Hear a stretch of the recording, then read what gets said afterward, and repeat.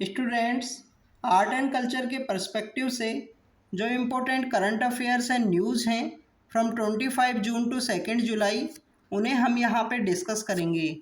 Student, जो discuss करने वाले टॉपिक्स हैं वो हैं Giza pyramid. Giza pyramid situated है इजिप्ट के अंदर।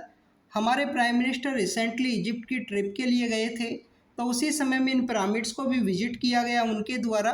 तो इसी वजह से गीजा पिरामिड हैं और न्यूज़ के अंदर हैं। नेक्स्ट इंपॉर्टेंट टॉपिक है गुरुबानी। गुरुबानी के टेलीकास्ट के रिगार्डिंग में शिरोमणि गुरुद्वारा प्रबंधक कमेटी के द्वारा कुछ डिसीजंस लिए गए हैं, उनके बारे में हम डिस्कस करेंगे कि शिरोमणि गुरुद्वारा प्रबंधक कमेटी किस तरीके से एग्जिस्टेंस के अंदर आई। इसके अलावा स्टूडेंट्स, हम चार धाम यात्रा के बारे में डिस्कस करेंगे जो कि उत्तराखंड के अंदर ऑर्गेनाइज की जाती है। 4 इम्पोर्टेंट ऐसे प्लेसेज हैं जहाँ पे जो यात्रा है वो कंडक्ट की जाती है।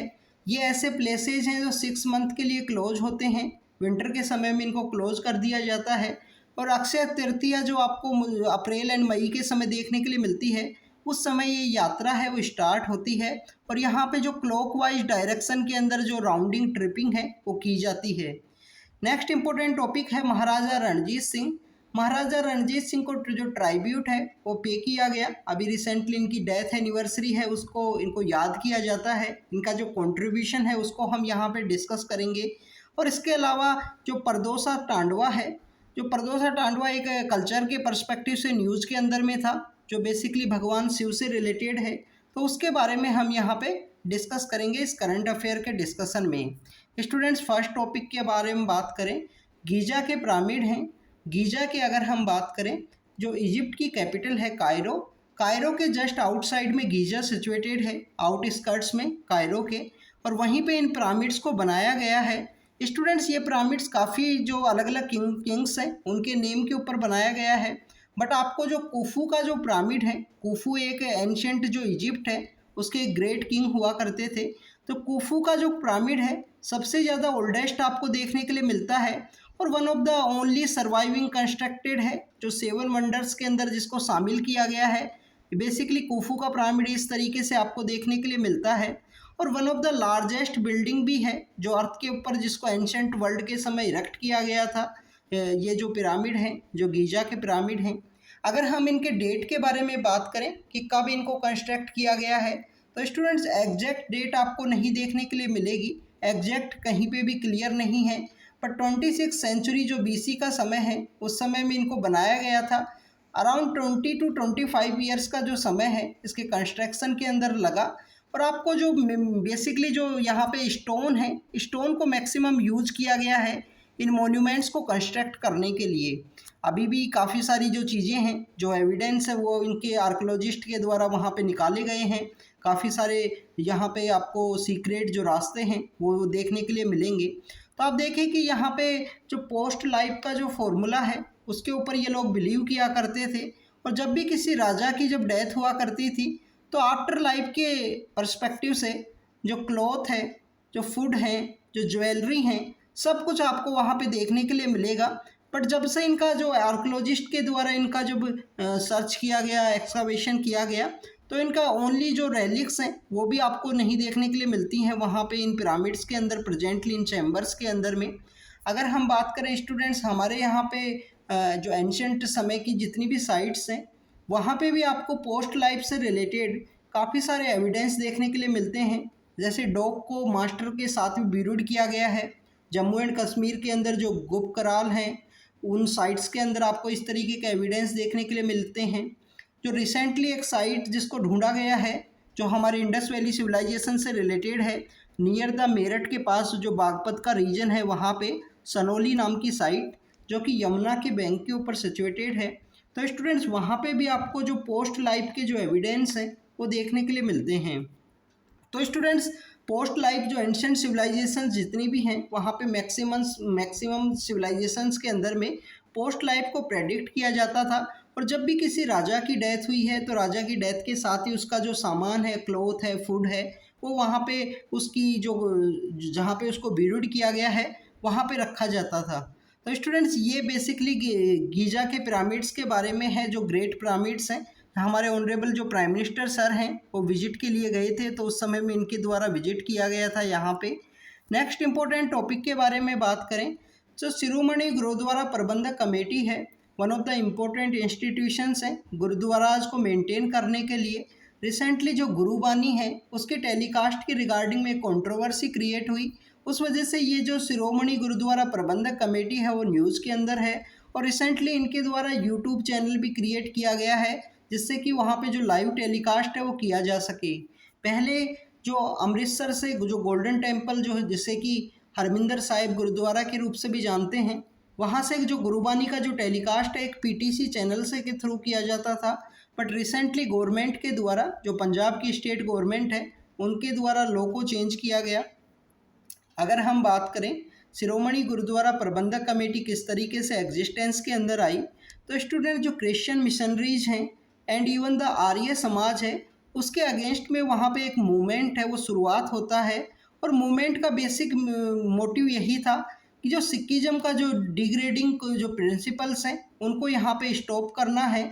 सिखिज्म को यहाँ पे रिवाइवल फेज के लिए एक मूवमेंट है वो चलाया गया जिसे कि हम सिंह सभा मूवमेंट के रूप से भी जानते हैं। तो स्टूडेंट्स अगेंस्ट द जो आर्य समाज की जो एक्टिविटी हैं और जो क्रिश्चियन मिशनरी जो कन्वर्ट करने का जो कॉन्सेप्ट था उनका, उसके अगेंस्ट में एक सिंह सभा मूवमेंट है उसे स्टार्ट किया गया था। लेटर फेज में इसी सिंह सभा मूवमेंट के थ्रू आपको जो खालसा कॉलेज है अमृतसर के अंदर वो देखने के लिए मिलती है 1892 के समय में। स्टूडेंट्स लेटर फेज में आपको यहाँ पे देखने के लिए मिलेगा कि जितने भी गुरुद्वारा हुआ करते थे they are completely controlled by the mahant. और महंत जो लोग हुआ करते थे काफ़ी ज़्यादा करप्ट हुआ करते थे। तो स्टूडेंट्स यहाँ पे जो महंत हैं, जो प्रीस्ट हैं, उनके द्वारा गुरुद्वाराज के अंदर में जो ऑटोनॉमी है वो वहाँ पे गवर्न किया जाता था। उन्हीं के द्वारा जो गुरुद्वाराज के अफेयर्स हैं अगेंस्ट द महंत एक यहाँ पे लॉबी है वो क्रिएट होती है।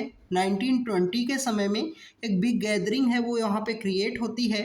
और स्टूडेंट्स उस बिग गैदरिंग का बेसिक मोटिव यही था कि जो सिखिज्म है काफ़ी ओपन रिलीजन है जिसके अंदर सभी को यहाँ पे इक्वलिटी का पर्सपेक्टिव शो किया जाता है। कोई भी वहाँ पे जो सेग्रीगेशन है आपको नहीं देखने के लिए मिलता है।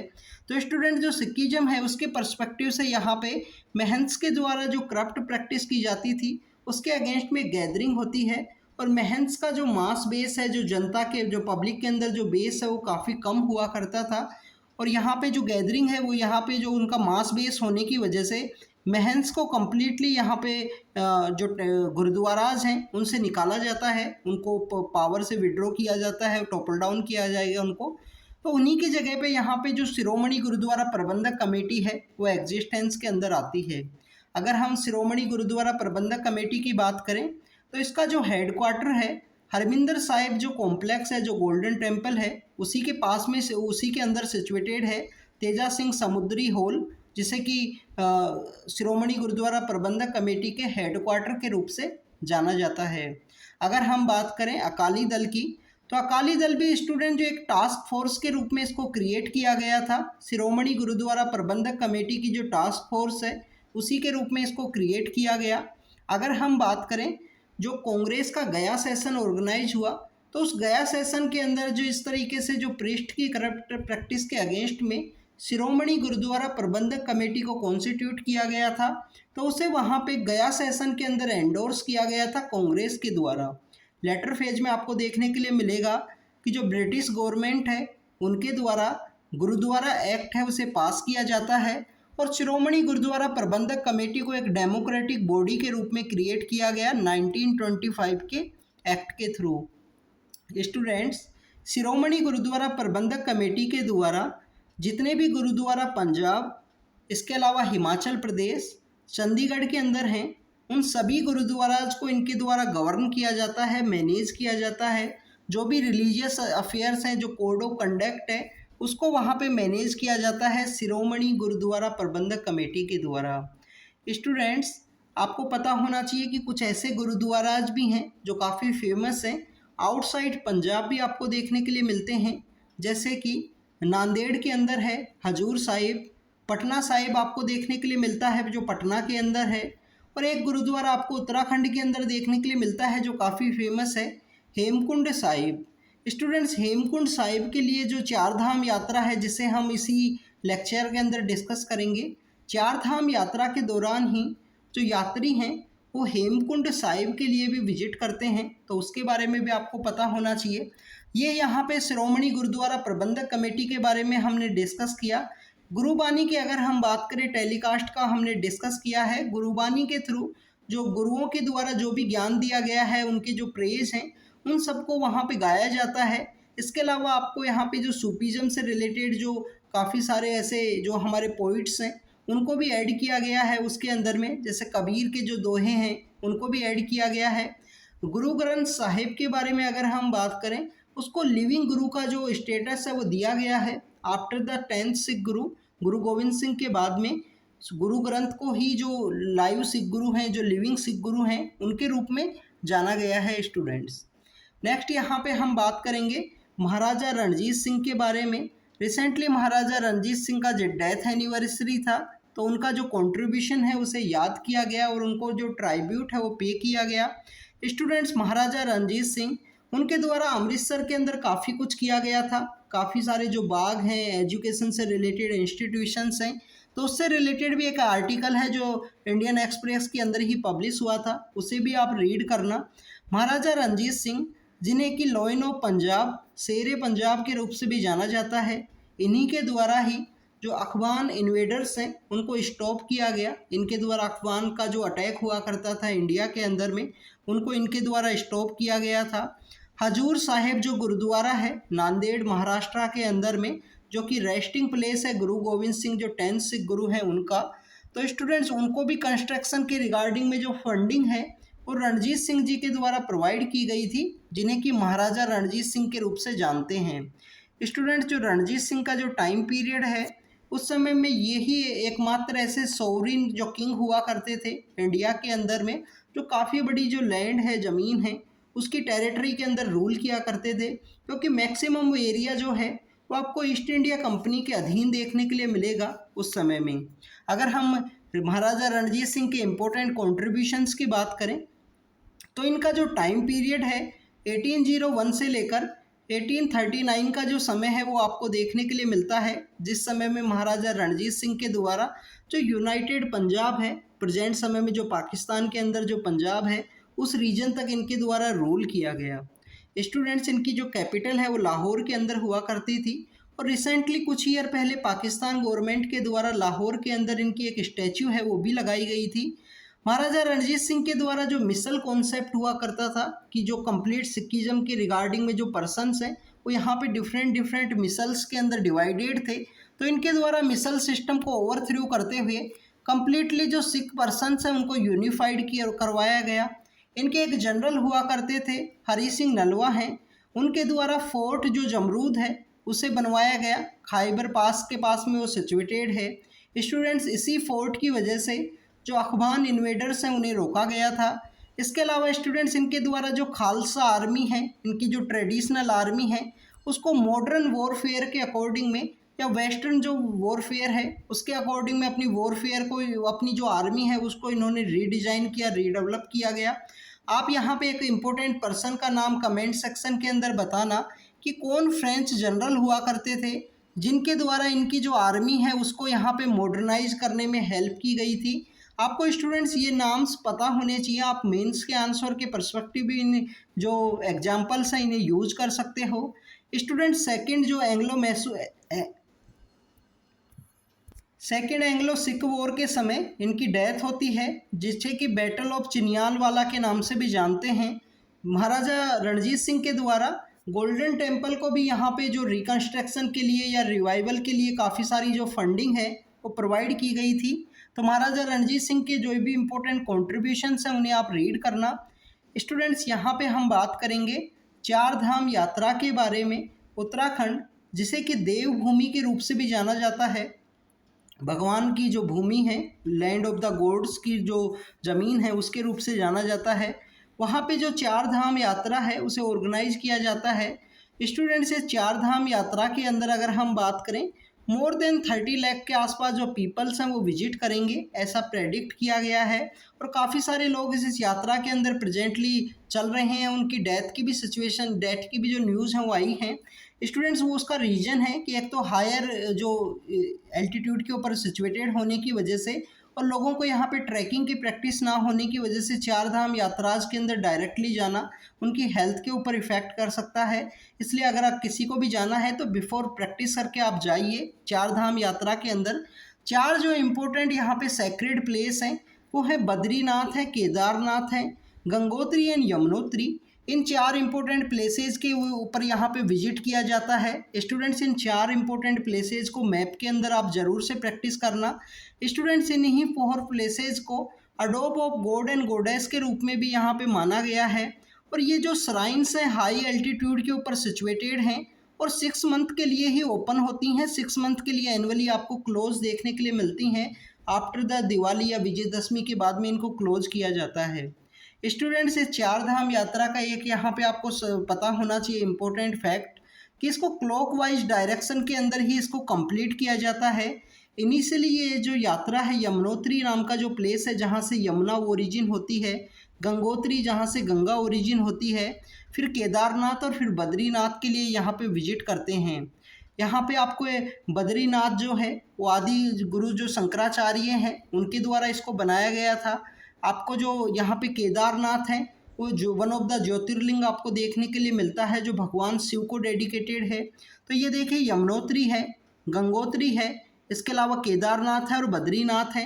बद्रीनाथ भगवान विष्णु को डेडिकेटेड है, लॉर्ड विष्णु को। केदारनाथ है लॉर्ड शिव को डेडिकेटेड है, वन ऑफ द जो 12 ज्योतिर्लिंग हैं उनके अंदर इसको शामिल किया गया है। यमुनोत्री एंड गंगोत्री के बारे में हमने देखा जो इम्पोर्टेंट सेक्रेड रिवर हैं इंडिया की उनका ओरिजिन प्लेस यहाँ पे देखा गया है। और काफ़ी इंपॉर्टेंट छोटे छोटे प्लेसेज भी हैं जैसे देवप्रयाग है, हर्षिल है, हर्षिल एक पास है बेसिकली। तो ये कुछ इंपॉर्टेंट प्लेसेज हैं, इनके बारे में आप मैप के अंदर ज़रूर से देखना। नेक्स्ट इंपॉर्टेंट जो टॉपिक है स्टूडेंट्स वो है परसोदा तांडवम। परसोदा तांडवम बेसिकली भगवान शिव और पार्वती के द्वारा परफॉर्म किया गया था on the top of mount Kailash के ऊपर में। अभी यहाँ पे माना जाता है कि इस ऑस्पियस जो डांस है इसको परफॉर्म किया जाता है 90 मिनट्स के लिए, सनसेट से बिफोर और सनसेट के बाद में जो समय है उस समय में इसको परफॉर्म किया जाता है 2 times in a month. Parsoda तांडवा के बारे में अगर हम बात करें 15 मिनट्स के आसपास इसको परफॉर्म किया जाता है। फर्स्ट यहाँ पे भगवान का जो अभिषेकम है वो किया जाता है, अनाल क्रम है। उसके बाद में इस डांस को यहाँ पे परफॉर्म किया जाएगा बिहाइंड या front of the Nandi. Nandi जो कि यहाँ पे एक व्हीकल है जो हमारे लॉर्ड शिवा हैं उनका। तो स्टूडेंट ये परसोदा डांस के बारे में था जो कि बेसिकली द हिंदू के अंदर पब्लिश किया गया है इस आर्टिकल को। इसके अलावा एक डायस्पोरा से रिलेटेड भी आर्टिकल था। डायस्पोरा से रिलेटेड आपको ये पता होना चाहिए हमारी गवर्नमेंट के द्वारा 9 जो जनवरी का दिन है उसे प्रवासी भारतीय दिवस के रूप में सेलिब्रेट किया जाता है। हमारे जो लोग बाहर चले गए हैं उनके कंट्रीब्यूशन को रिकॉग्नाइज करने के लिए। इसके अलावा आपको गिरमिटिया नाम के जो कंट्रीज़ हैं वो पता होने चाहिए। गिरमिटिया कंट्री क्या है स्टूडेंट्स? हाँ, ब्रिटिश अपने एरा के समय में कॉलोनी जब इंडिया हुआ करता था तो काफ़ी सारे जो इंडियंस को ब्रिटिश के द्वारा टी जो यहाँ स्टेट्स हैं जहाँ पे चाय के जो बागान लगाए गए वहाँ पे स्लेव उनसे लेबरिंग का काम करवाया जाता था। तो वहाँ जो इन इंडियंस को लेके गए हैं उन्हें गिरमिटिया कंट्रीज़ के रूप से जानते हैं। तो स्टूडेंट्स गिरमिटिया कंट्री एक ये जो टॉपिक न्यूज़ के अंदर में था प्रवासी भारतीय दिवस है जो कि 9 जनवरी को सेलिब्रेट किया जाता है क्योंकि हमारे जो मोहनदास करमचंद गांधी हैं अफ्रीका से 9 जनवरी को इंडिया वापस आए थे, इस वजह से उसे सेलिब्रेट किया जाता है। तो ये कुछ इंपॉर्टेंट टॉपिक्स हैं जो हमारे करंट अफेयर के थे वीकली आर्ट एंड कल्चर के पर्सपेक्टिव से जिन्हें हमें डिस्कस किया। Thank you students, thank you very much.